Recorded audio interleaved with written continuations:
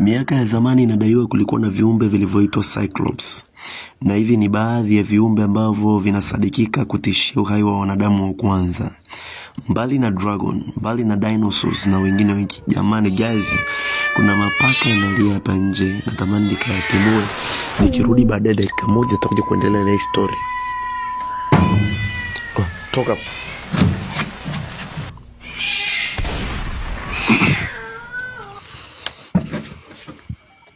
Okay, miaka ya zamani inadaiwa kulikuwa na viumbe vilivyoitwa Cyclops.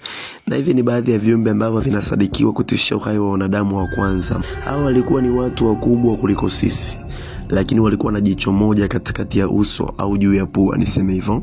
Inadaiwa Anunnaki walijaribu kutengeneza kiumbe hiki kutoka katika DNA ya Homo habilis, wakaiongezea nguvu, ukubwa na muonekano, lakini walifeli.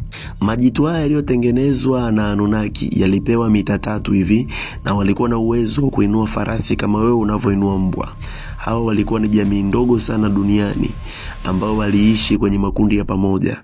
Unaambiwa katika viumbe vilivyoundwa na Anunnaki, hawa ndio viumbe walioshindwa maisha. Hivyo wakawa wanawaiga wanadamu namna wanavyoishi, ambapo hiyo ni tofauti ya kiumbe nusu samaki, yani nguva. Nguva hawakuwa na uhitaji wa kuwaiga binadamu wanaishije. Mabaki ya viumbe hawa yalikutwa kwa katikati ya Mexico na Marekani kwenye pango, na inadaiwa mabaki yao yana miaka 30 kimakadirio. Maeneo ambapo wanasadikiwa kuishi ni maeneo ya Afrika, Ulaya na Amerika, ila walipendelea sana kukaa katika maeneo ya kisiwani. Baadhi ya wavuvi wameendelea kugundua baadhi ya mafuvu yenye jicho moja, kiwakilisha uwepo wa kiumbe hiki Cyclops ambacho kiliishi kwa kupoteza asili yake. Usilolijua ni kuwa inasadikiwa kuna viumbe wa zamani waliokuwa na nguvu na maarifa. Inadaiwa walianguka kutoka mbinguni, ambao walipokuja duniani walianza kujaribu kutengeneza uwepo wa viumbe vingine, na walifanya hivyo kwa kuchanganya kiumbe na kiumbe. Kwa mfano, samaki na mtu, pakapatikana kitu kinachoitwa nguva. Na usilojua viumbe hawa ndio walifundisha binadamu kutengeneza silaha na mengine mengi, ikiwepo dhambi mpya. Mbali na sayansi, katika Biblia ya Kikristo habari hii imeandikwa zaidi ya mara 10, ila Bible inalenga target ya ujio wa mkombozi tu. Kwa hiyo inapuuza habari hizi nyingine, so haizami ndani kabisa kuhusu visa hivi. Ila kuna kitabu kinaitwa Book of Enoch, nitajaribu kwenye video zangu zote niwe na gusia ili uweze kukifahamu. Kitabu hichi ni balaa.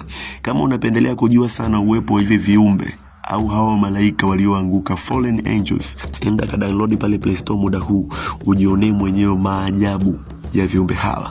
Nitakueleza zaidi kuhusu malaika wanaosemekana kushuka na kuanzisha mfumo mpya wa maisha.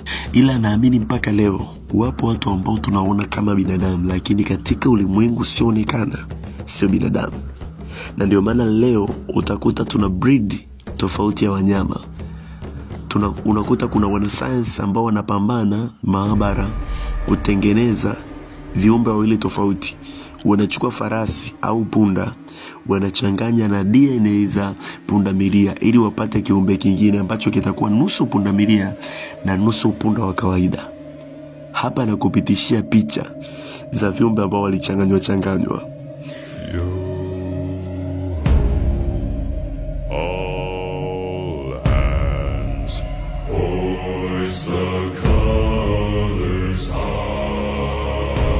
Na hata mlimao utoe machungu, usisahau hiyo pia. Hii ilikuwa ishara ya uwepo wa malaika walioanguka huko juu. Maana haya yalikuwa maarifa yao ili kuunda kizazi zaidi ya kile kilichoumbwa, ambapo mfinyanzi alisema ameona vema vyote alivyovifanya. No more, no less. Stay tuned, tutaongeza gia.